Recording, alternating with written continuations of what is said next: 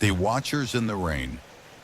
The rain had been relentless that night, an unyielding cascade that pounded against the hospital's aged windows like desperate fingers seeking entry. Fat droplets rolled down the glass in uneven streams, their rhythmic tapping the only sound accompanying the soft hum of Mark's security monitor.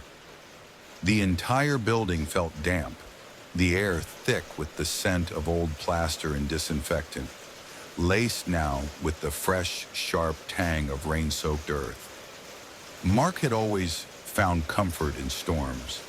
There was something soothing about the steady drum of water against the roof, the way thunder rumbled like a distant giant stirring in its sleep. It filled the silence, made the night seem less empty. But tonight, something was different. The rain carried a weight, a presence, as though the storm itself was pressing down on the building, suffocating, oppressive. Each gust of wind that rattled the glass sent a shiver crawling up his spine. It started subtly, a flicker on the security feed. Mark barely noticed it at first, dismissing it as a routine glitch. The hospital's surveillance system was old, prone to static and brief distortions when the weather was bad. He leaned forward anyway, squinting at the screen, watching as the east hallway's feed briefly shuddered with interference. Then, for a single impossible frame, something appeared, a shadow, tall, motionless, featureless. Mark's breath caught in his throat. He blinked, but the figure was gone as quickly as it had come. The hallway remained empty, its fluorescent lights flickering intermittently, reflecting off the scuffed linoleum floor. He glanced at the timestamp on the monitor, as if expecting it to show an error, some indication that his tired mind was playing tricks on him. But everything looked normal. Outside, the storm intensified. The wind howled, and the rain struck the building with renewed fury, a deafening assault that nearly drowned out the anxious thudding of Mark's heartbeat. He exhaled sharply, shaking his head. Just a glitch. It had to be. But then a strange unease settled into his chest, a deep, gnawing certainty. Though the shadow had vanished from the screen, somehow Mark knew it was closer. That night, the rain followed Mark home, clinging to him like an unseen presence. It came down in relentless sheets, pounding against his car's windshield with such force that his wipers struggled to keep up. Each swipe only momentarily cleared the glass before the next surge of water blurred his vision again. The roads shimmered under the downpour, barely visible beneath the pooling rain, their edges dissolving into darkness. The distant glow of streetlights struggled against the storm, their flickering illumination barely piercing the heavy night. Mark's hands gripped the steering wheel tighter. He wasn't usually the type to let his nerves get the best of him, but something about this night, about the storm, felt different. The sensation had started back at the hospital, a subtle pressure in the air, like the weight of unseen eyes pressing down on him. Now, as he drove through the nearly deserted streets, that feeling had only grown stronger. He turned onto his street, his headlights casting long shadows that danced and twisted in the rain.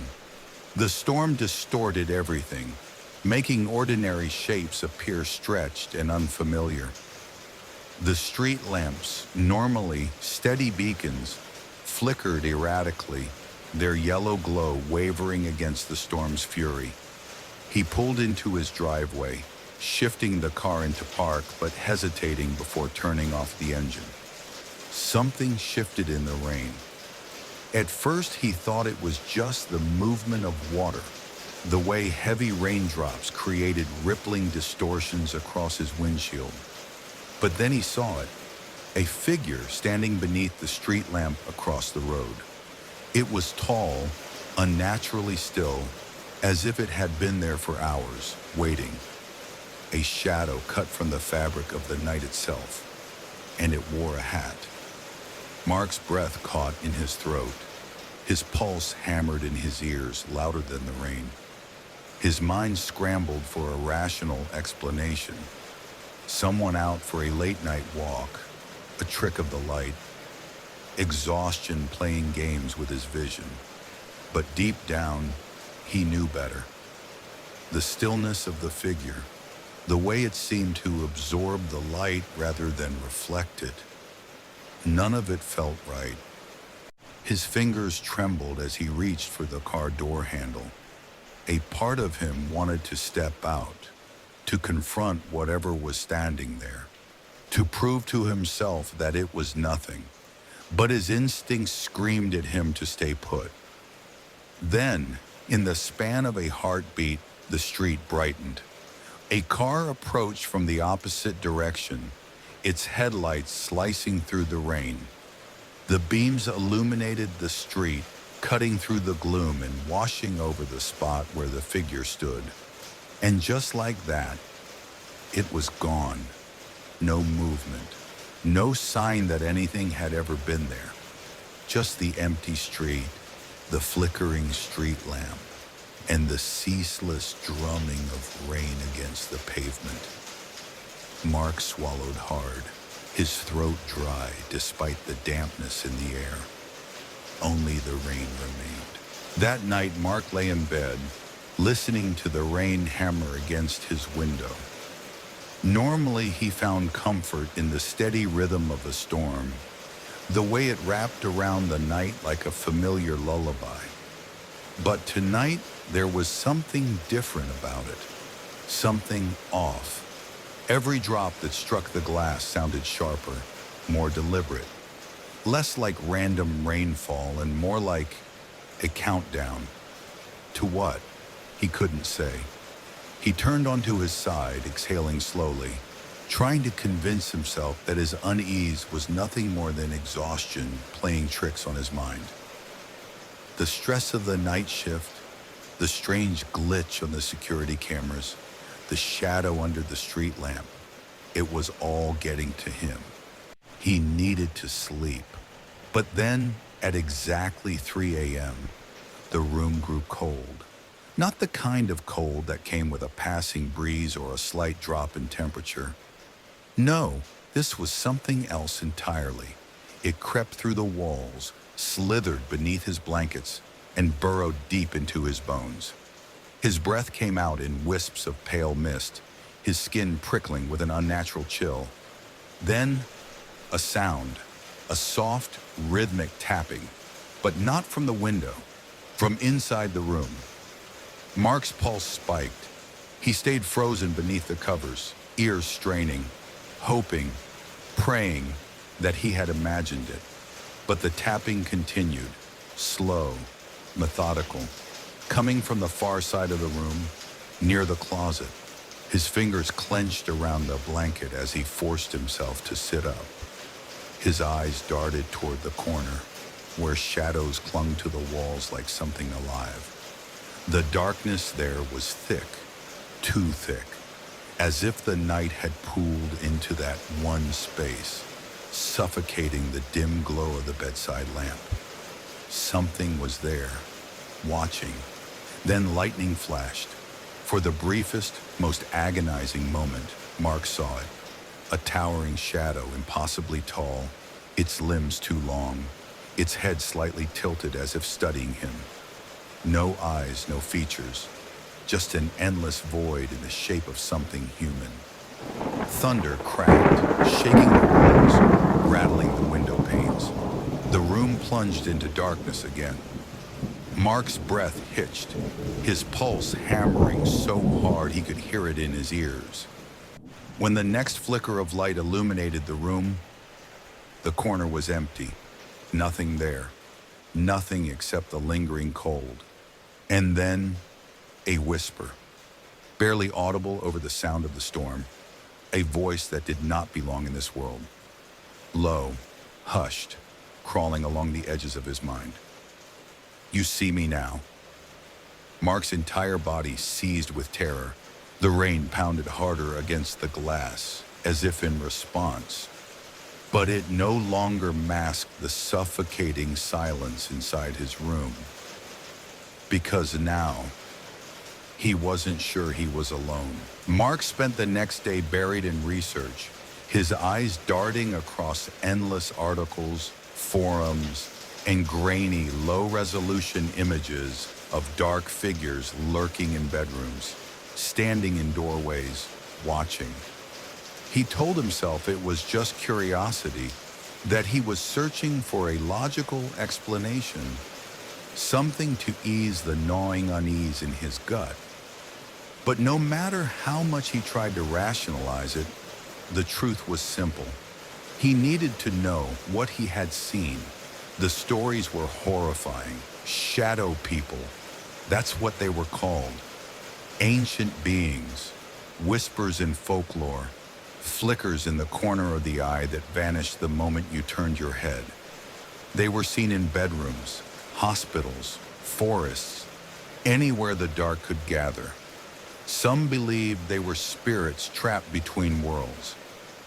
Others thought they were omens of death, feeding on fear, waiting for the right moment to step forward. A few claimed they weren't ghosts at all, but something worse. One post caught his attention. It was buried deep in an old forum, nearly lost in a sea of superstitions. But the words made his blood run cold. "They come with the rain. The water gives them passage. If you see them, they will keep coming. Never acknowledge them. Never make eye contact." Mark's stomach twisted. He leaned back in his chair, exhaling sharply, trying to steady his thoughts. He thought of the storm that had followed him home, the figure beneath the street lamp, standing impossibly still, the suffocating darkness in his room, the way the air had turned to ice just before he saw it. Had it been waiting for a storm to cross over? Had he let it in? He slammed his laptop shut, rubbing his temples. This was ridiculous. He was tired, that was all. Exhaustion, paranoia, his mind piecing together scraps of fear into something bigger than it was. But the feeling wouldn't leave him. That deep, gnawing certainty that he had done something irreversible. That night the rain returned. At first it was a soft drizzle, whispering against the windows. Then it grew heavier, a steady downpour that rattled the glass and filled the air with its relentless hum. The wind howled through the trees, making the house creak as if something unseen was pressing against it. The storm settled in, wrapping around the night like a living thing. Mark sat on the edge of his bed, every muscle in his body tense. He told himself it was just another storm, just another restless night. But still, he listened.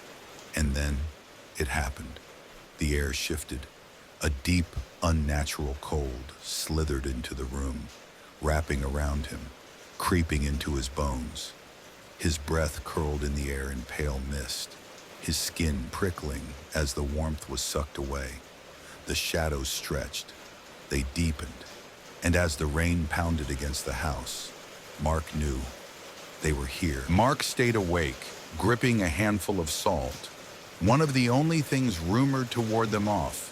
His knuckles were white, his palms slick with sweat, but he didn't loosen his grip. He couldn't. Not after what he had read, not after what he had seen. The storm raged outside, the relentless rain hammering against the window, the wind howling through the trees.